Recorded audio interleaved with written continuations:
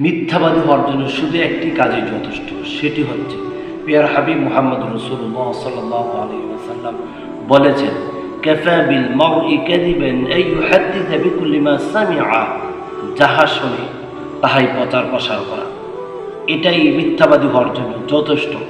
আজকে আমরা দেখছি যে সমস্ত আমাদের সাংবাদিক ভাইয়েরা রয়েছে, আমাদের কিছু সুধীজন রয়েছে, কোনো একজন ব্যক্তির বদনাম শোনার সাথে সাথে যাচাই বাছাই না করে সেটাকে কীভাবে ভাইরাল করা যায়, তাকে কিভাবে অপমান অপদস্থ করা যায়, সেজন্য লেগে গেল।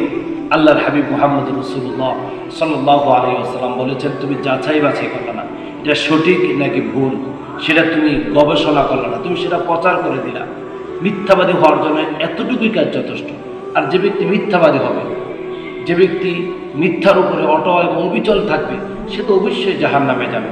তাহলে আসুন, আমরা যারা প্রিন্ট মিডিয়াতে কাজ করি, ইলেকট্রনিক্স মিডিয়াতে কাজ করি, অন্যান্য যত নেটওয়ার্কিং সাইটে আমরা যারা কাজ করি, আমরা সঠিক সহি বিষয়টা জেনে বুঝে উদ্ভাবন করে তারপরে কোন ব্যক্তির পক্ষে অথবা বিপক্ষে যদি কলম ধরি, সেটাই সঠিক হবে।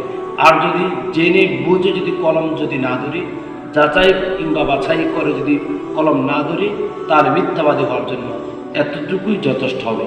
আজও সময় রয়েছে, এখনও সময় রয়েছে সজাগ এবং সচেতন হওয়ার জন্য।